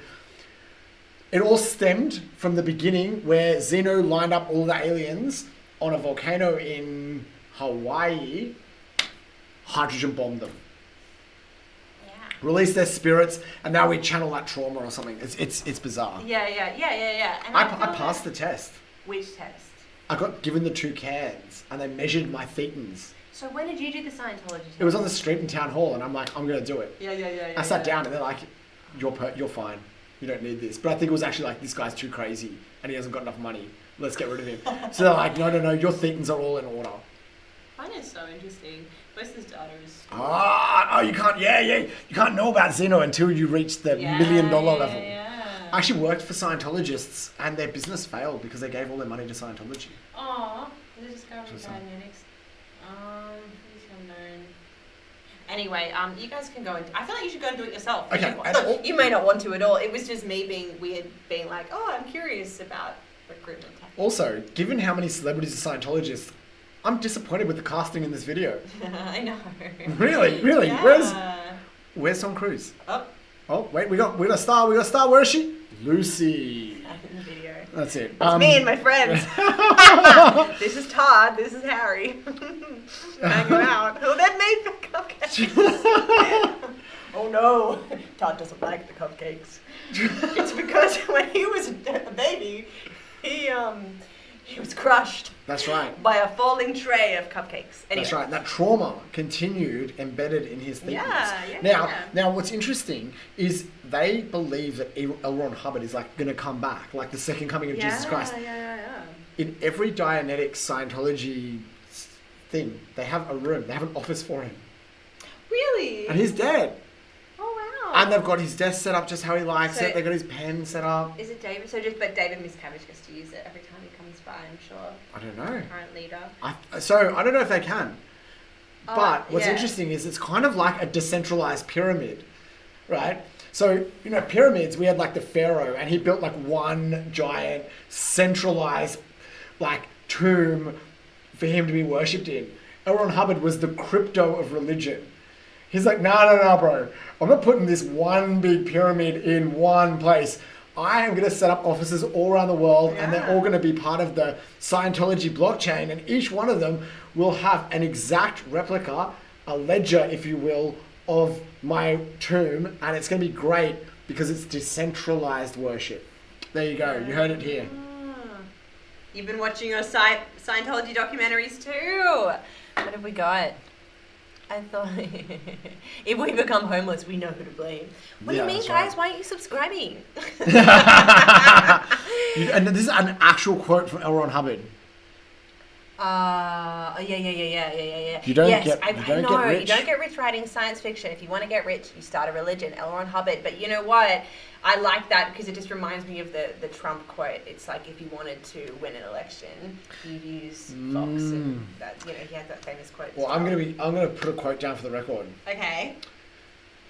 If you want to be the world's most famous Twitch streamers, you become Meow-Lucy. There we go. Maybe someone will quote. Bam! There you go. Well, maybe that will come back to bite me by us being the best. Let's it's been an hour and a half. Can we play just another pretty video? Yes, we can. I think we're gonna zoom out soon. We're gonna zoom out. We're gonna maybe like 15. I think so. We can go for that's right on time. The guy got so pissed off. Oh, we're gonna read this comment in a second. Okay, so we're gonna watch something relaxing. We have something pretty. Something pretty. Because we've been doing a lot of slugs and worms today. We have. I'm like pink fluffy clouds, like nature. Beautiful little birds. Birds. Puppy bears. Okay. A cross between a puppy and a bear. Cute animals, or do we want cute nature? Animals. Cute animals. Why don't we do David Attenborough documentary, and we'll just put this on in the background. Our Planet. Relaxing. Hold on. David Attenborough documentary. Relaxing. There we go. Let's find a relaxing one. Yeah. Japan's Secret Water Garden. Cool down, you guys. Desert Seas. David Attenborough unintentional ASMR. Fatigue meditation. Virtual reality narrated by Sir David Attenborough. This is amazing. Is this okay? All right. Look, it's not nature, but it's not nature. Actually, no. We'll go back. Sorry. Is that right? We'll go back. Let's just... Full C. Can we go C? Yes. Yeah. Okay, let's go C. I love... After that, we can talk about the Mariana There we go. I'm obsessed with the sea at the moment. Because I love fish, right? Yeah. I love fish. And I love fish tanks. This is so beautiful. Oh, I love it. I feel good. Yeah. Lionfish. Barracuda. And now I feel the horror of the deep sea. And your actions by taking a 5-minute shower are fucking this planet. This ocean is dead because of you and your plastic. It's so traumatic. They have to give the disclaimers in front of his documentaries now, being like, watching this is traumatizing because of how much damage we're doing to the planet. Yeah. And hot tub on top of another hot tub will break Twitch, says Nathan. So. Oh. If you could see our setup in front of us, it's like stool upon wonky board upon computer. It's pretty much like that. It's dangerous. How would we do a hot tub? Is a hot tub on another hot tub? I think we could do it. I think we could do it. Yeah. I think a DIY hot tub is where I want to go. Or a hot tub and then like all those blow up pools inside the hot tub. So where it's even hotter. Yeah? But the first one can be like 32 and the next one can be like 37. Have you been in a natural spring before? Many, yes. In China? Not in China, but all around Australia and America. Traveled. So Lucy has been like everywhere, and you were actually homeschooled for part of your education. That was for like half of the year every year in primary school. We would travel around Australia and just drive around the desert and. Did you go to indigenous communities and stuff like this? Yes, and so with indigenous communities. I would just I just remember like during that time, just like schools like in the outback, Aboriginal kids everywhere. Yeah, it was, do you feel like more people in Australia should be homeschooled and have these experiences that you were lucky enough to have? Is that a loaded question? I think, so sometimes I think kids can miss having friends, like, but I just became sort of good at making friends at playground, I don't know, wherever I went. Maybe. I don't know. I think it was an amazing experience and I learned a lot. But I was also very young, so I don't remember too much. I just remember bits. You went to lots of hot springs, though. I always, lots of hot springs and lots of constant bushwalking. Do you think there was things that you learned you couldn't teach in school?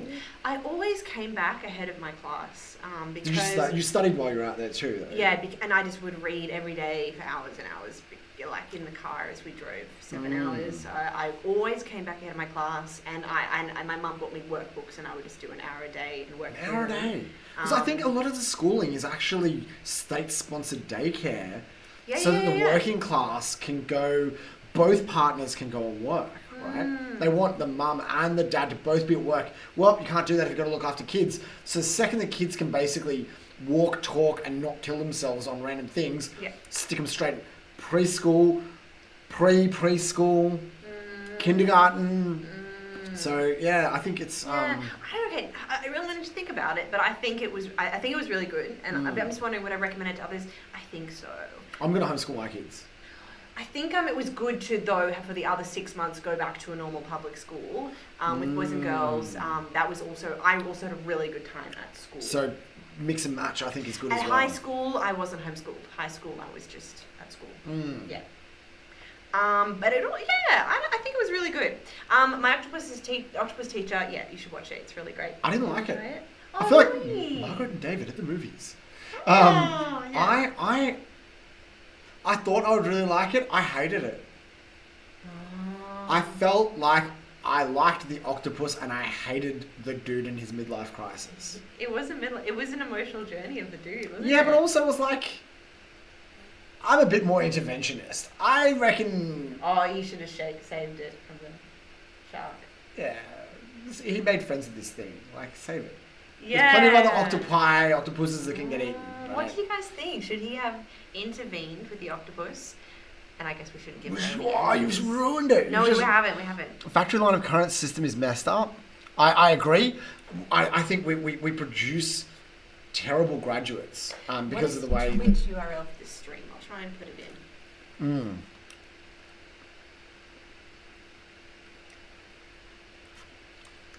Oh, and closed eyes open. You put in a great emoji a while back. Yeah. It's the octopus. That's awesome. Amazing. Where's the link? Yes, so there's been a lot of arguments about my octopus teacher. I would highly recommend reading some of the commentary after you watch it online. I thought as far as octopus documentaries go, it is by far the one I hated the most because I love octopus documentaries. I love deep sea documentaries. Yeah. I've watched almost every deep sea documentary and ISS documentary in existence. Oh. Yeah, I've almost watched almost every nuclear bomb documentary. So I used to watch 3 documentaries a night. Wow, that's cool. And I would just watch them every day before I went to sleep. So I'd fall asleep during the 3rd one. Yes. My favorite documentary? What? Salmon Confidential. What a name! That's all I'm going to say. Salmon Confidential. It's about silencing of scientists in one specific case. And I was like, this is bullshit when I watched it. They interviewed the same scientists before and after they were muffled, and Canada passed a law to muffle scientists. Actually, if you reported about seafood fraud that was going on, that you had genetic evidence for, you could be fined. Wow. And sent to jail. Wow. For speaking the truth. People think that there's authoritarian nations and then there's like the free West. Mm-hmm. There's a lot of like silencing going. I'm just gonna say like. Look, fish are just basically microplastics at this stage, aren't they?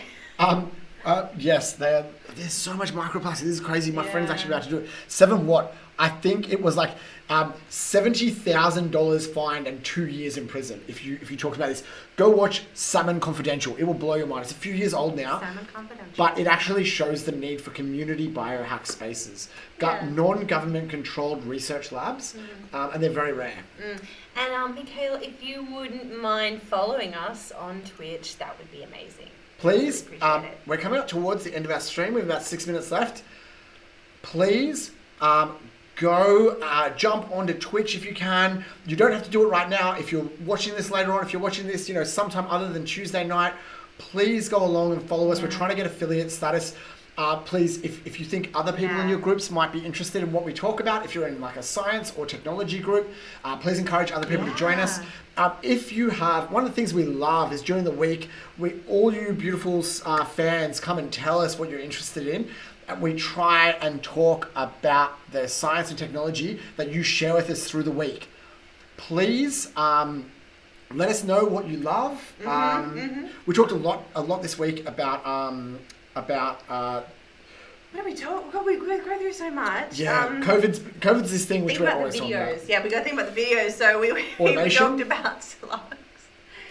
Oh, we talked about how what's it called? What's this one? I don't know what's this one? An antibody. And what's this one? DNA strand. The symbol for DNA in Auslan. We talked about how you can take the blood of something and put it in another and give it a fear. Transmission of memories. So, and the thing we didn't talk about, which I'll talk about very briefly now, which I got in a bit of an argument with some people. It's about did COVID escape the lab? Ooh. I'm going to put forward my argument very briefly. So it looks like they were studying COVID at the Wuhan Institute of Virology. SARS-CoV. Well, it was just a coronavirus that came from bats in nearby caves. Did this happen naturally, or was it done by people? They were studying a thing which is very controversial, but the world says we should do it, which is called gain-of-function experiments. So this is how does a normal flu become like a pandemic flu, or how does a coronavirus become a pandemic coronavirus? Because there's thousands of coronaviruses, but only some cause huge problems. They were studying this explicit thing there, and then and then right near there, that's where the kind of patient zero was. And I don't think it was from the wet markets. I think it was from the lab. Now, there was some talk about pangolins. Roughly, the pangolins have a coronavirus which has 85% sequence homology to SARS-CoV-2. But that's not actually very much. But it has 3 mutations which were really important with the way that it attacked it. Now, we know that these things can happen in nature. That means that it could have natural origin. But it's kind of like this. Imagine if I lived near a place that trained bears, how to balance balls on their noses, and then steal my groceries off the front porch. Okay. Now, we know that raccoons steal groceries, and we know seals can be taught to balance balls on their noses, right?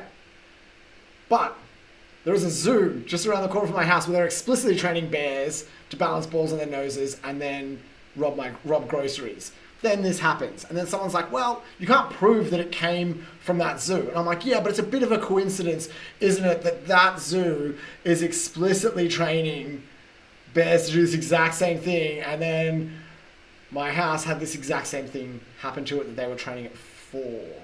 And the person who said, wait a minute, you can't actually prove that it was from that zoo, was in charge, who went for a tour of that zoo and then was also getting funded by that zoo, and then also did the audit to say whether or not bears from that zoo would escape and do it. So that's like this is a metaphor. Basically, I think according to Occam's razor, it would be very unlikely that it didn't escape. That's basically it. So I can go into it further in more detail, but I don't think it was deliberate. I don't think it was released deliberately. I think it was a standard lab accident that happened. And I think that there's been some evidence come out about the safety and security of that lab, and maybe it wasn't being managed correctly, and that's quite likely, in my opinion. I think from the reading I've done, it wasn't deliberate, but it almost definitely escaped from a lab. Could it have happened naturally? Yes, definitely. And the leading cause of coronaviruses entering the population up until now? Bat virologists. Go into caves, bring it back. Right. So could it happen naturally? Yes. Was it deliberate? Definitely not. It's the dumbest thing any country could have done. I think it was an accident. It was certainly not deliberate. Certainly not deliberate. No. And no country has benefited from this. Therefore, it would be crazy for anyone to drop this as a weapon. Yeah. Or deliberately. It makes no sense. No. Yeah. Anyway, that's my rundown. Accidents in the lab happen, and I think that's where it happened, and we shouldn't hold China responsible for it either. I don't think that I think that they were following the rules, and that it's something as a world, when we all say we want to research this type of stuff, we have to take responsibility as an international community when it doesn't go right. And that's not with wars or trade sanctions, it's with better adherence to standards and better standards to govern it. So and we shouldn't be racist or anything like that. It's an international problem. It doesn't matter where the lab was. The whole human race has decided they want to do these experiments, and we have to take the consequences of that internationally. Yeah. Sensible consequences with Meow. Exactly right. COVID is a scatter gun. No one wins when you shoot a scatter gun in a room. Everybody gets inflicted with pain easier. Yeah. And I think that yawn is she's yawning. The thing, and we're right on 9:30. So any closing remarks, Lucy? We're gonna dance our way out. Oh no, thank you guys so much for joining today. Your comments are amazing. Thank you for our regulars. Thank you to our new moderators. And if you're interested in doing anything for the channel, please get in touch with us throughout the week. If you think of anything cool that you'd like us to do, please let us know. Any questions we didn't answer, please add them into next week's topic. It's a really interesting question from Nathan Waters we're not going to answer today, but I'd love to talk about. And we would like to take the audio from these videos and edit them into podcasts. If anyone could assist us with that, that would be cool. Considering we are not making any money off this podcast right now, though, we're looking for help genuinely. And also, but otherwise, if you'd like, we'd like to schedule some interviews. So people that you'd like to be interviewed, we're very lucky because we have great friends that are scientists in all sorts of fields. So what we'll probably try and do is bring in a guest for the first or the last half of the show. Yeah. So if there are people that you'd like, or people or topics you'd like us to talk about, so if it's like life extension or optogenetics, we can actually bring in some experts and ask them some questions on the stream about it. And we have some ideas. A lot of them are politicians and scientists, but if you have specific ones, please let us know. We'll try and get them on the show. Yeah, thanks for hanging out with us. If you guys have, it has been an hour 46 minutes, so for however long you've joined in. And yes, thank you, Steele, Peter. 403 Arrow. What was your name again? I forgot it. Tom. It was Tom. It was Tom. Bonka. And thanks very much. We'll see you guys again next week. Tuesday 7:30 till 9:30. Please join us. Get all your science questions ready. Encourage anyone who has any science questions or technology questions to come in. And we'd love to have you on the show, and we'd love to have Jenny on the show. Thanks very much, guys. See you again next week.